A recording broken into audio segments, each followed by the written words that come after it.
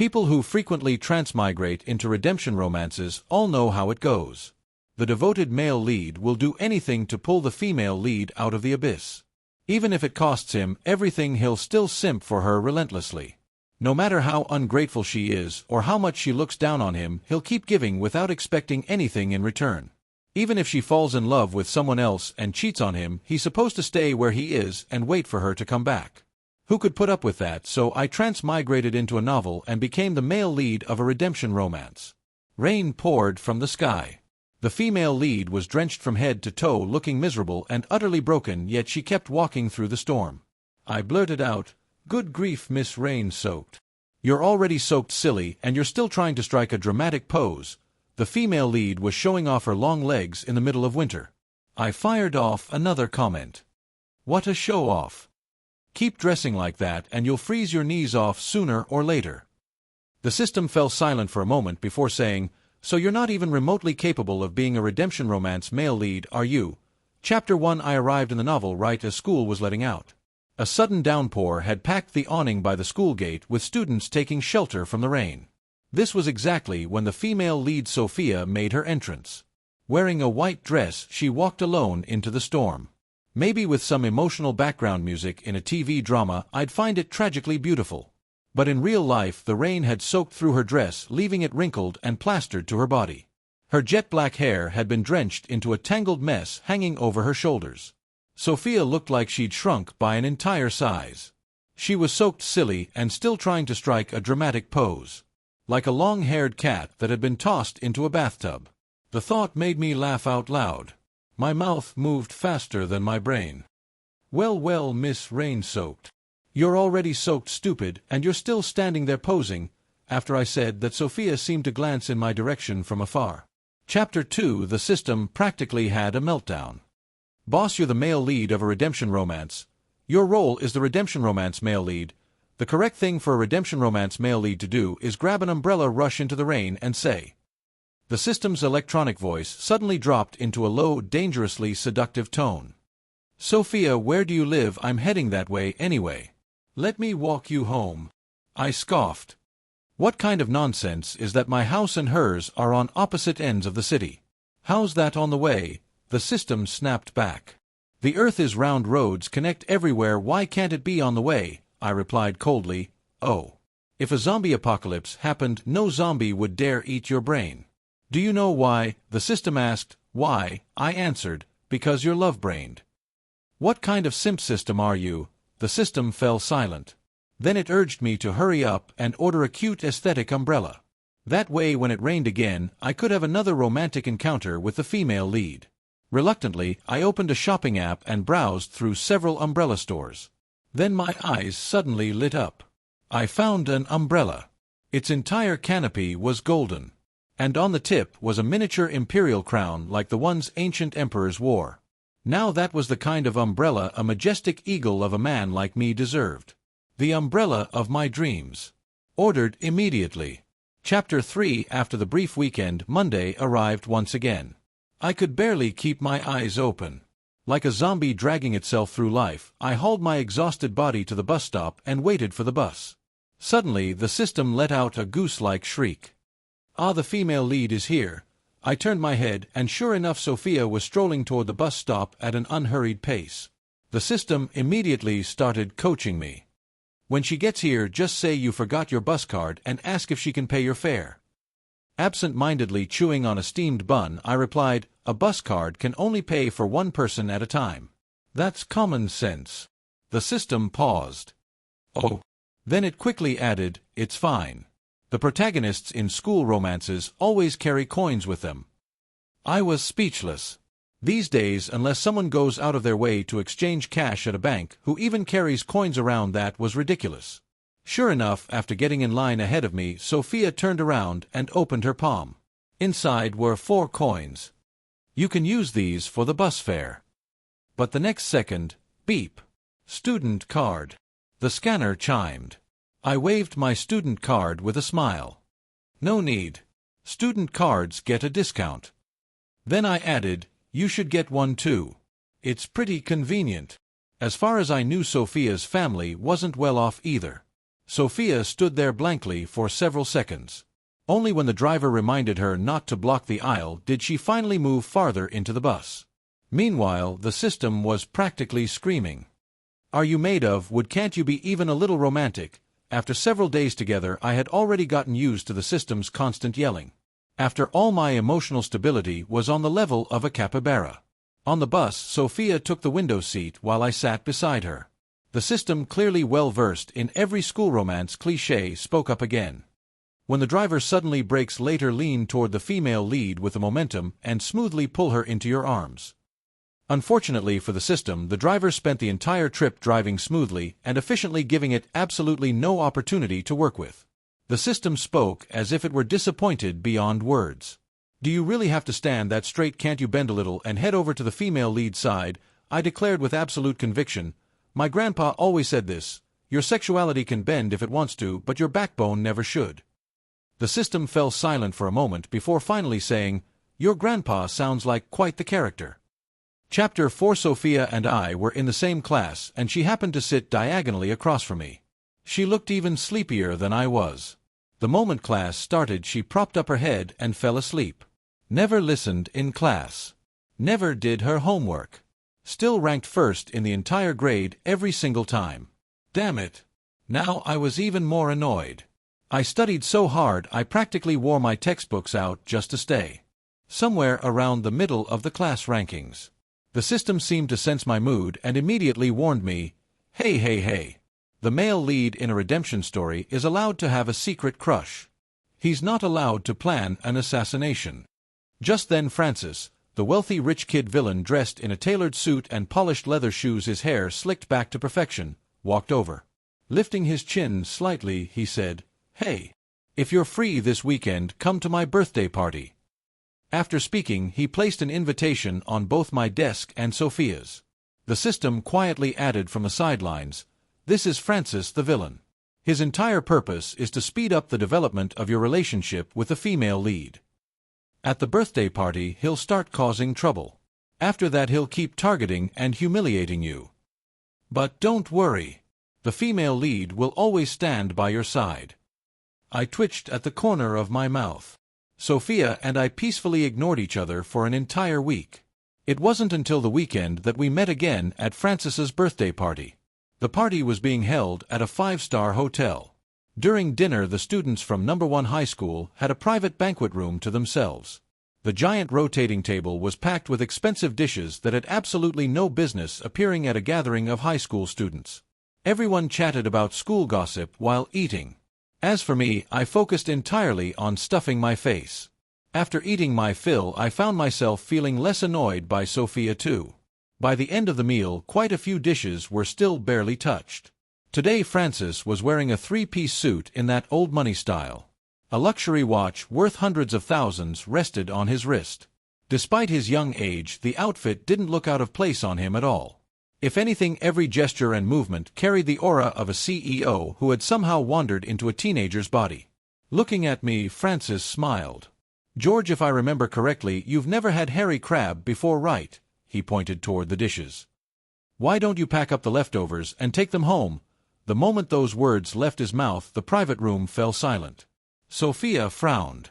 Biting her lip, she said, "Francis, that's too much." As the person involved, I was completely confused. "No, seriously. How is that too much?" Everyone else stared at the table. Or stared into space. Anywhere except at me. Finally, I pointed toward the corner of the table where more than half a bottle of orange juice remained. Looking at Francis hopefully, I asked, "Young Master Francis, can I take that half bottle of orange juice home too?" Francis completely ignored Sophia. Turning to me, he replied, "Sure. I'll have someone give you 2 unopened cases later." Sophia couldn't sit still anymore. She stood up, stormed toward the door of the private room, and slammed it on her way out. When the party ended, Francis told me to wait for him outside the hotel. 5 minutes later he came out. Behind him followed 2 hotel staff members. One was carrying 2 cases of orange juice. The other was carrying a large red lacquered food box. It had 4 stacked tiers and looked like something reserved exclusively for VIP guests. Francis said, "Take all of this home." If you ever want more food, just come find me. I was stunned. Guys, I'm just saying, I think I just met a living saint. Chapter 5. There was too much stuff for me to carry by myself, so Francis called his family's driver and had him drive me home. Since all the food and drinks were piled up in the back seat, I ended up sitting in the front passenger seat. The system, which had been silent the entire evening, finally couldn't hold it in anymore. So you're really not cut out to be the male lead of a redemption story, huh? You are honestly the worst male lead I've ever had. What kind of male lead sees a giant pork knuckle and goes to town on it without a second thought? How did the plot derail this badly the moment it got to you? Using my thoughts, I replied weakly, "Didn't you say Francis was the big villain who was supposed to make my life difficult? How come he never did anything?" The system fell silent for a moment. Then it said, "Has it ever occurred to you that maybe he already did?" I looked confused. "You mean his way of making my life difficult was letting me take home hairy crabs, giving me orange juice and food, and then having his driver take me home?" The system had no response. I sighed emotionally. "He's actually a pretty nice guy." The system's inner thoughts. My native language is speechlessness. Apparently, I'd annoyed it enough. It went right back to playing dead. With nobody to talk to, I pulled out my phone and started scrolling through moments. The very first thing I saw was a link Sophia had shared. She wrote, "Poverty is a valuable asset on the road to personal growth. The love of money never ends well. A person may be poor but should never lose ambition. A good man belongs to the world, and a little hunger helps keep the mind clear." Well, damn. She was practically subtweeting me at this point. So naturally, I fired back. Under the first post, "Poverty is a valuable asset on the road to personal growth," I commented, "Really, I don't buy it." Under the second, "The love of money never ends well," I commented, "So, how does it end?" Under the third, "A person may be poor but should never lose ambition. A good man belongs to the world, and a little hunger helps keep the mind clear," I commented, "Fun fact, people die if they don't eat. A man chasing distant dreams might just starve to death somewhere far from home." 1 minute later, Sophia blocked me. But come on. I couldn't exactly stop eating hairy crabs just to protect her pride. Chapter 6. We happened to arrive at my apartment complex soon afterward. The driver pulled up downstairs, and I unbuckled my seatbelt and got out. Ever since autumn arrived, the evenings seemed to get dark especially quickly.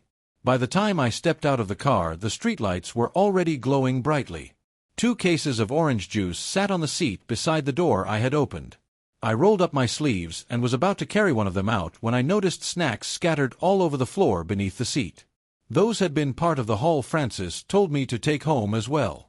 I swung my backpack around to my chest, unzipped it, and started stuffing the snacks inside one by one. Then my hand touched something soft. I leaned my head farther into the car. At the same moment, the other person turned toward me. Our faces ended up only inches apart. I froze instantly. Willow's skin carried a fragile, almost unhealthy paleness. Her eyelashes were extraordinarily long. A faint blush lingered at the corners of her eyes, and even the beauty mark beneath her eye seemed to glow softly in the dim light. She had that kind of beauty that was breathtaking yet unreal. The exact sort of person who felt destined to become the tragic lover who dies young in a novel. "Does it feel nice?" Willow asked. I paused. Only then did I realize that one of the snack bags was wedged between the red lacquered food box and her leg. I licked my dry lips. "It's okay, I guess. Nothing special," she replied. "Oh. Then I suppose that must have been terribly disappointing for you." I waved a hand. "No big deal." Although Willow was sitting down, she had been leaning her head against one of the food boxes. The back seat was packed with stuff, and it was already dark outside. That was why neither the driver nor I had noticed her. The driver finally spoke up. "Miss, do you have somewhere you're trying to go?" Willow rubbed her face. A faint red mark from the pressure of the box was still visible on her cheek. "I'm going to the hospital." Honestly, that destination matched her sickly beautiful vibe perfectly. Still, weren't wealthy families in novels supposed to have private doctors who made house calls? The thought slipped out before I could stop myself. "So why not just have a private doctor come to you?" Willow leaned back slightly and rolled her eyes. "I'm actually on my way to get my fortune told under the bridge next to the hospital," I said, With a blessed life like yours, do you really need a fortune teller? Willow let out a cold snort.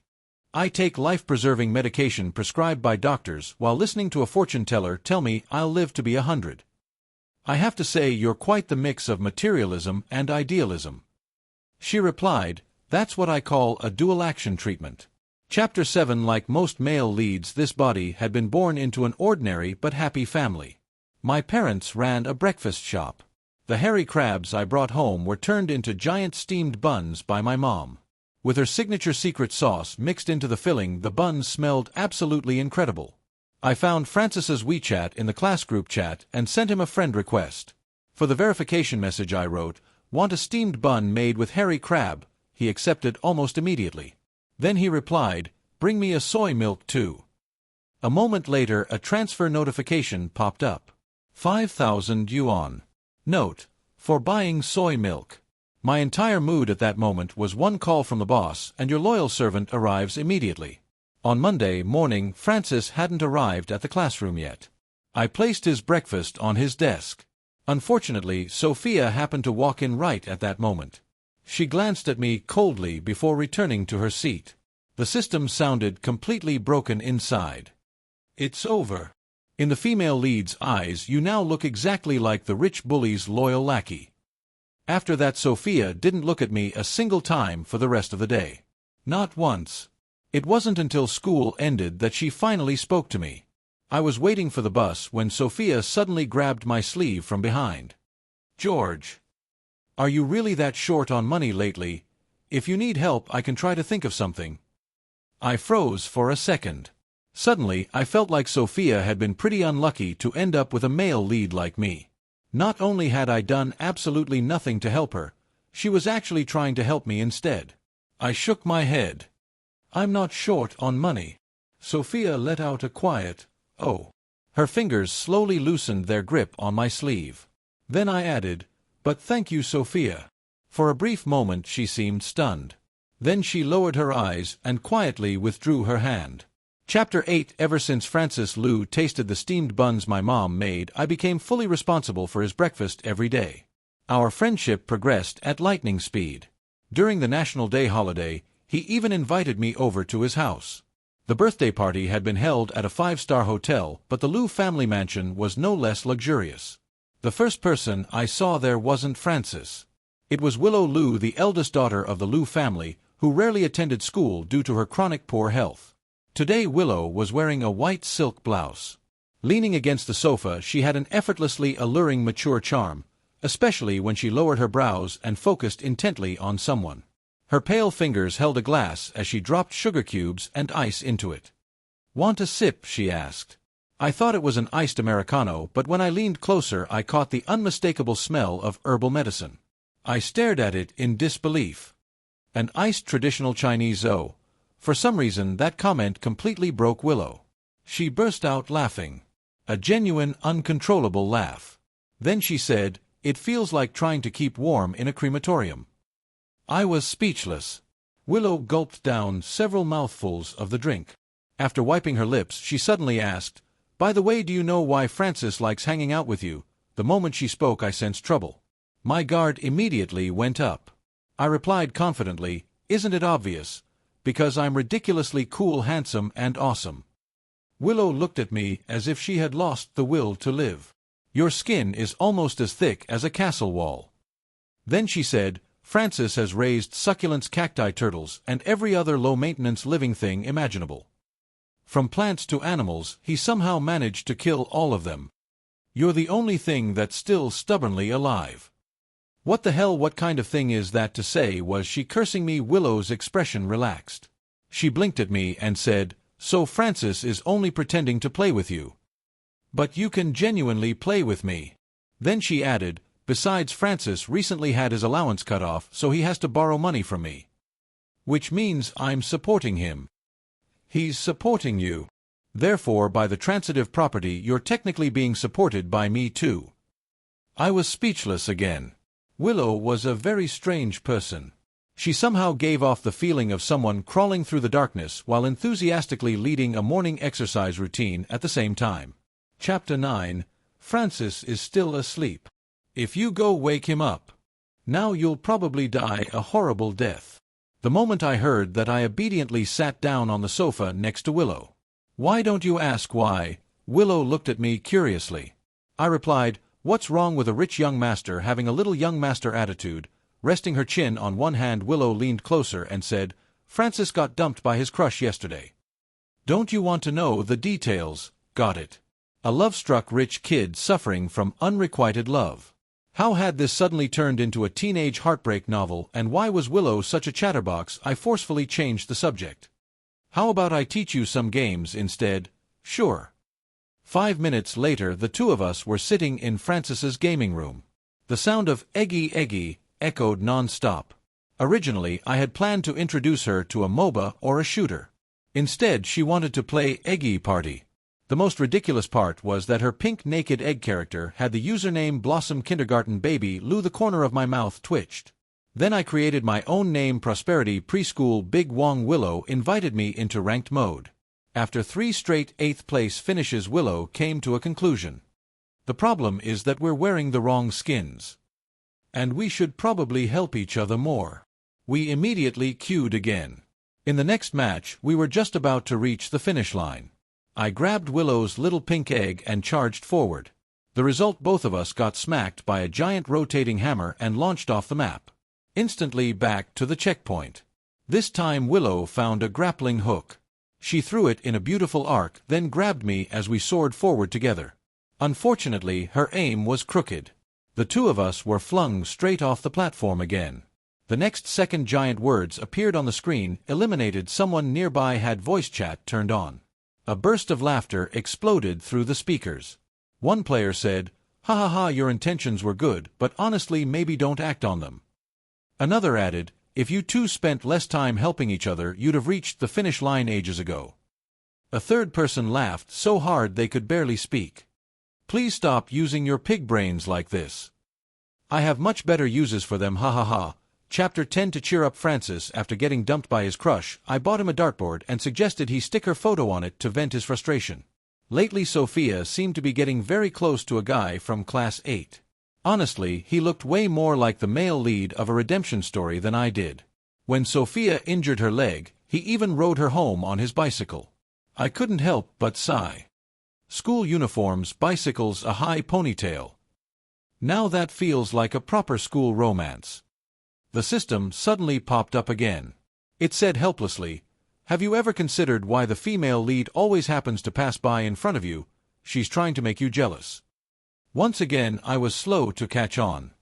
The male lead and female lead's plot armor really is powerful. The system sounded incredibly smug. "I told you already. As long as nothing unexpected happens, the male lead and female lead are destined to end up together. Besides, once your family's breakfast shop runs into trouble, you'll finally understand how sincere the female lead's feelings for you are." The system was especially confident whenever it talked about the plot.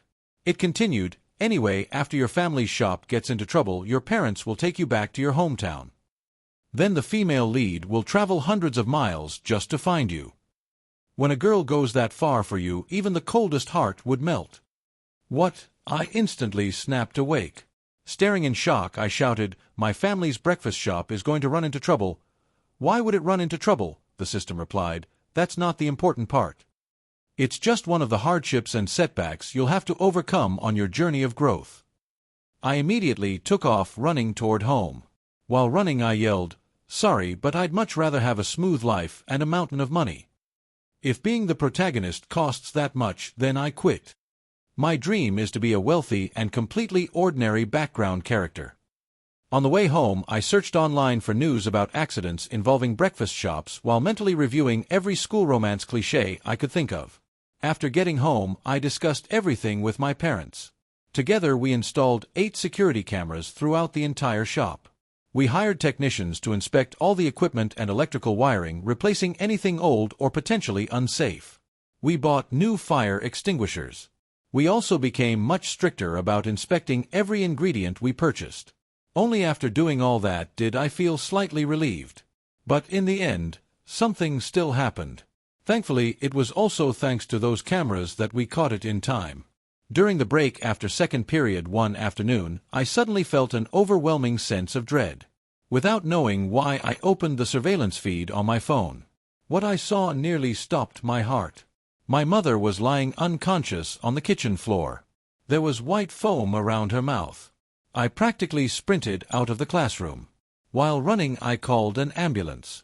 At the same time, I phoned my father. The rideshare I ordered took forever to arrive. Then a car suddenly pulled up in front of me. The rear window rolled down. Willow's familiar face appeared. "What are you standing around for? Get in." Willow had heard from Francis that I'd rushed out of school and immediately called her driver.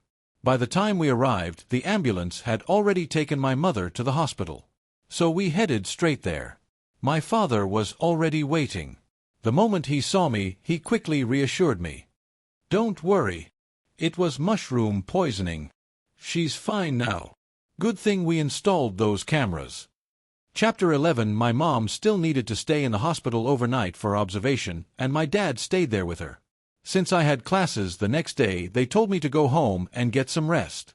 When I walked out of the hospital, the car was still waiting by the curb. The window was rolled down.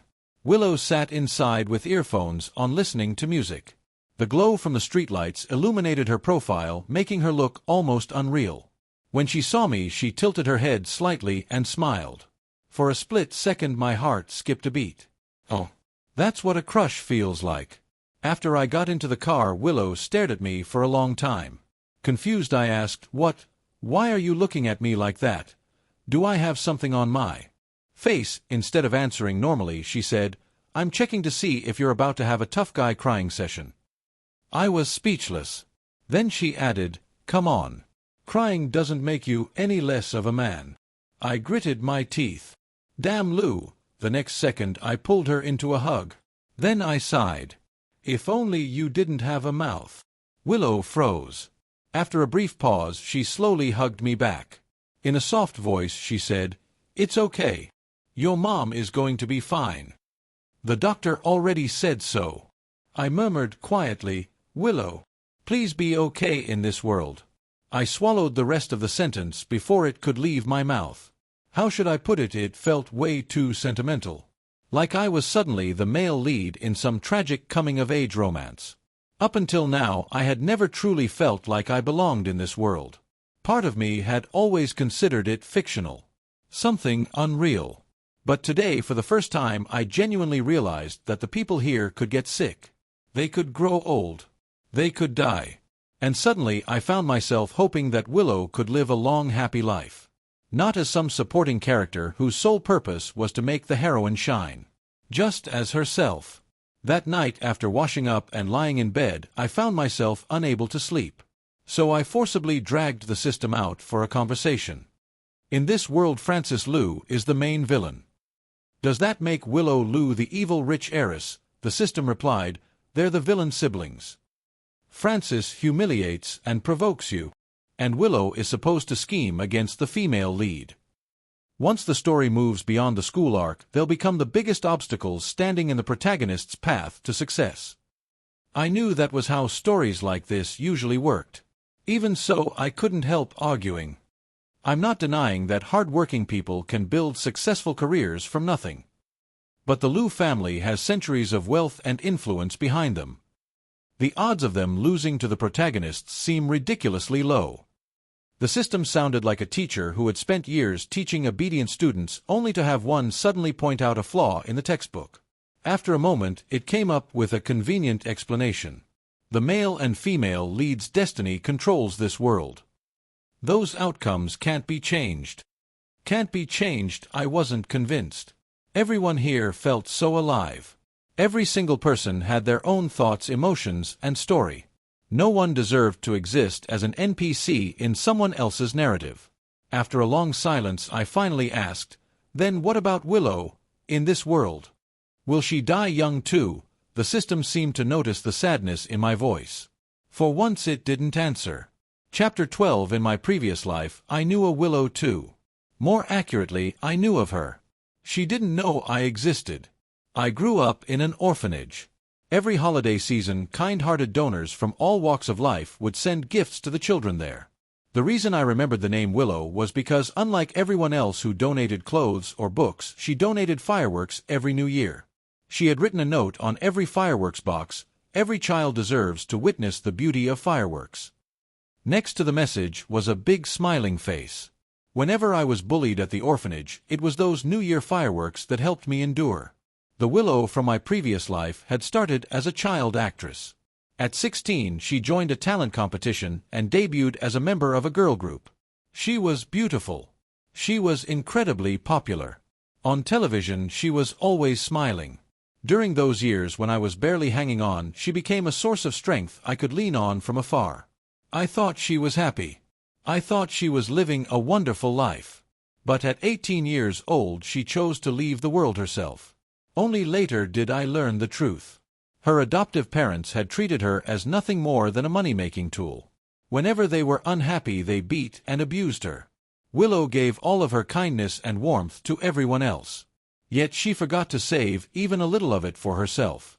I didn't know whether the Willow in this world was the same person or not. But I still hoped she could live a happier life. Chapter 13. The next day, at school, the monthly exam results were released. The first name I saw at the very top was Sophia. The female lead was still ranked first in the entire grade. Despite rarely studying. Despite barely doing her homework. The second-place student was David, our class's academic representative. He wore glasses so thick they looked sturdier than beer bottle bottoms. The stack of practice exams he had completed was almost as tall as he was. If Sophia didn't have protagonist-level luck, first place would definitely belong to David. David looked a little disappointed. But he quickly returned to his seat and calmly continued working through practice problems while updating his mistake notebook. The system seemed to have completely given up by now. After all, the story had drifted into an increasingly bizarre direction. So when our homeroom teacher announced that the class would be divided into one-on-one study partner groups, the system didn't jump out and insist that Sophia and I be paired together. I rested my elbow on the desk and stroked my chin thoughtfully. If I was truly the male lead of this world, then my destiny should influence the world just as much as the female leads. Suddenly, I wanted to test something. Could the rules of this world actually be broken? I walked over to David and asked if he'd be willing to form a study group with me. David looked surprised. But he agreed. When I returned to my seat, Sophia finally lifted her eyes. Then she stared at me for a long moment. I had never studied so seriously in my life. I worked so hard that I was solving math problems in my dreams. The seating chart changed again. Francis became my desk mate. Patting me on the shoulder, he clicked his tongue. "Piglet's been studying so hard he's lost a whole pound." Don't get the wrong idea. He only called me Piglet because I had changed my profile picture to a cartoon pig superhero. Then he grinned. "This weekend your big bro is taking you out for some premium food." The moment I heard that, every bit of exhaustion instantly vanished. What I didn't expect was that Francis had absolutely no conscience. His version of premium food turned out to be dragging me to his family's private tutoring sessions. Well, Francis and I suffered through tutoring. Willow sat nearby playing Eggy Party with the sound muted. I glanced at her screen during a break and said, "Your encouragement is surprisingly practical." Willow blinked. "What do you mean?" I sighed dramatically. "Even a noob like you managed to reach Phoenix rank. That proves nothing is impossible in this world." Willow stared at me for a moment before replying, "Wow. That was incredibly rude." Chapter 14. Francis couldn't stand how relaxed Willow looked all day, so he ordered her to help grade my homework. Even though Francis and Willow were twins, with Francis only being born 5 minutes earlier, Willow was still completely suppressed by her older brother's authority. According to the system, the reason the Liu siblings ultimately lost in the original story was because the Liu family collapsed from internal conflict. So lately, I had started trying to brainwash Willow. In my most sincere voice, I said, Willow, you're not going to fight Francis over the family inheritance and end up destroying each other, are you?" I continued earnestly, "The world is simple. People are complicated. It's dangerous out there. Luckily, you have a great brother like Francis, using his not particularly sturdy body to shield you from the wind and rain while holding up a bright blue sky over your head." Willow rubbed the goosebumps on her arms. "Are we talking about Francis?" I pressed on. "Think about it. One day your brother will be working himself to the bone. And will just stay home spending the money he earns sleeping in his bed and petting his giant orange cat. Wouldn't that be the dream life? Why work hard when you can enjoy the fruits of someone else's labor? Willow stared at me strangely. To my surprise, the tips of her ears turned slightly red. Pressing her lips together, she said, "Why exactly would the two of us be sleeping in his bed? Can't we just buy our own?" Then she shook her head firmly. "That particular hobby of yours is something I absolutely cannot support. I have standards." I froze. "Wait. What are you even talking about?" The system, which had been missing for days, suddenly appeared. "You're still rambling over there while she's dropping hints from the stratosphere." I was speechless. City people really knew how to play these games. Before I knew it, final exams arrived. By the time the results were released, winter break had already begun. The class group chat instantly exploded. Screenshots of report cards flew across the chat non-stop. I was awakened by a flood of notifications. David had sent me a long string of messages. I immediately spotted the important part. This time David had beaten Sophia by half a point and successfully claimed first place. A smile spread across my face. I looked at David's score and Sophia's score over and over before finally checking my own. I had done exceptionally well too. For the first time I ranked within the top 200 students in the grade. 150th place. After working so hard for so long, I could finally see a little bit of progress. I had been right. The male lead's luck could influence the people around him as well. Maybe the Willow of this world could have a happy ending too. Chapter 15. Since I had done well on the exams, my dad increased my allowance. To celebrate, I invited Francis and Willow to an amusement park. But halfway there, Francis suddenly remembered something important and rushed off on his own. That left only Willow and me staring awkwardly at each other. Just as our car was about to leave, a little boy suddenly came running over. With tears in his eyes, he grabbed my sleeve. Big brother, please save Sister Sophia." "What happened?" Willow and I immediately followed the child toward a nearby alley. Before we even reached it, we heard an angry man's voice. "Second place. I work my ass off to pay for your education, and you come home with second place. What distracted you?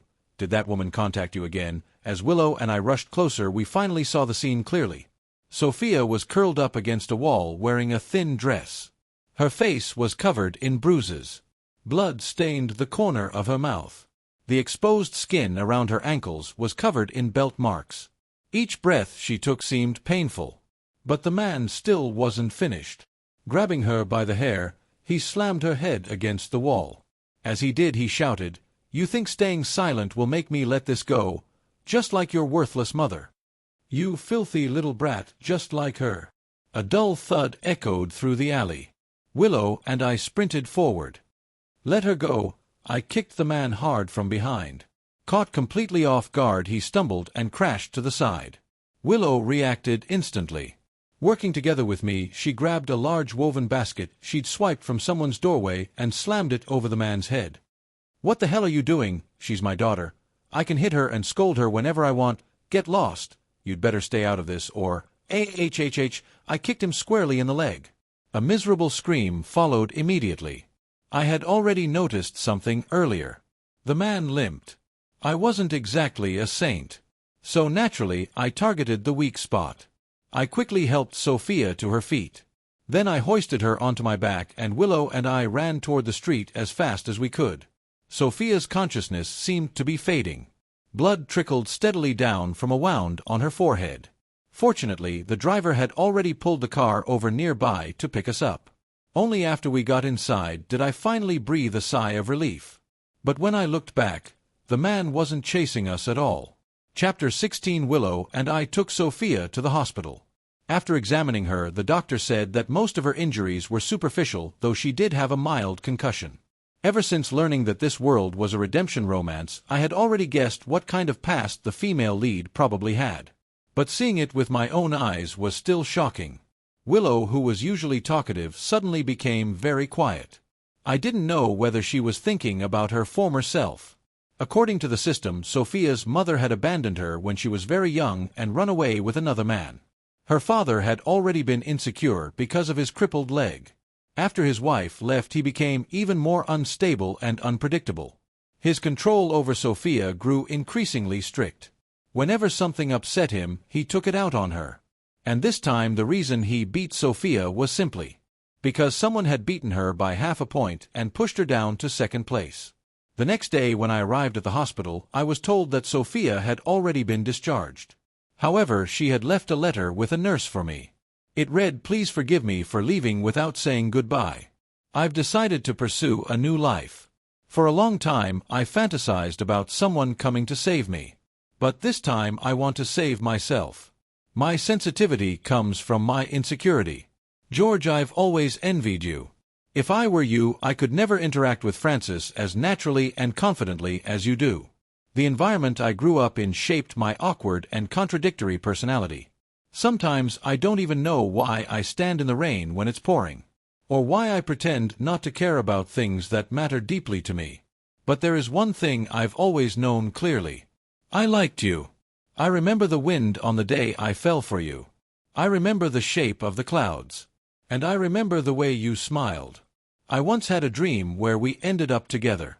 In that dream you failed the college entrance exam while I exceeded everyone's expectations. I secretly gave up a better opportunity and followed you to the same city. Dream, you held me tightly in your arms. But when I woke up I realized how unrealistic that dream was. If it were really you, you'd probably call me an idiot. So the person in that dream was you. And yet not you. Don't worry, George. My goal now is the law school at C University. If I achieve that dream, I'll do everything I can to help people who went through experiences like mine. I hope we meet again at the summit. And when we do, we'll both have become the best versions of ourselves. Wishing you all the best." After reading it, I couldn't help blurting out, "Wait a second. What does she mean I fail the college entrance exam while she overachieves? Where's the justice in that? Where's the law?" Jokes aside, I carefully folded the letter and placed it in my backpack. The truth was, this letter wasn't really written for me. It was written for the male lead she had imagined. On WeChat, I simply replied, "Your dream is a great one. Make sure you achieve it." Chapter 17. After the college entrance exam, Willow and I went out for barbecue. The two of us sat at a roadside stand eating skewers. I was happily alternating between grilled meat and soda. Then Willow suddenly spoke up. Can I ask you something?" I answered without even looking up. "Shoot." I was completely focused on eating. She asked, "What do you think of my brother?" I replied immediately, "He's great. Handsome, rich, genuine, loyal, and the best bro anyone could ask for." Willow casually handed me a few tissues. "Wipe the drool off your face." Then she continued, "So how would you feel about Francis becoming your future wife's brother?" I slapped my thigh excitedly. "That'd be even better. As long as I cling tightly to my brother-in-law's leg, I'll never have to worry about food or money again." Willow pressed her lips together. Her cheeks had turned bright red. Lowering her eyes, she quietly said, "Well, you already have a future wife now." For the first time, my non-stop eating finally came to a halt. I stared at her in shock. "Damn, Lou, were you just confessing to me?" She nodded. "Yep. Glad you finally figured it out." I looked at her for a few seconds. Then I gave a solemn nod. "Outstanding." Chapter 18. One day, while helping me tidy up my things, Willow accidentally found the letter Sophia had written years ago. Since it had been tucked inside a book, the pages slipped out and scattered when it fell to the floor. While picking them up, Willow happened to read a few lines. "And thus began several days of suffering." I'd ask, "What should we eat?" Willow would reply, "The shape of the clouds." I'd invite her to a movie. Willow would ask, "Or would you rather watch the way I smile?" I'd mention going hiking. Willow would immediately say, "Trying to meet at the summit, are we?" I was speechless. She just wouldn't let it go. So eventually I gave up and called Francis instead. Francis and I ended up at a foot massage parlor. After finishing our massage, we were picking a movie to watch when my phone suddenly rang. It was Willow. The moment I answered, I could tell she sounded drunk. "Hello, police. My husband won't comfort me anymore. He doesn't love me." Sob, sob, sob. Since I couldn't see her, my imagination immediately got to work. I pictured Willow's stunning face, flushed red from alcohol, staring straight at me with those beautiful eyes. It was embarrassingly effective. I quietly slipped away with my phone and hid in the restroom to talk to her. Half an hour later, Francis shouted from outside, "Keep your evil laughter down." I refuse to become a supporting character in whatever weird romance game you two are playing. In the end, Willow and I made up almost immediately. After all, she was far too good at using her beauty as a weapon. Well, those who know know.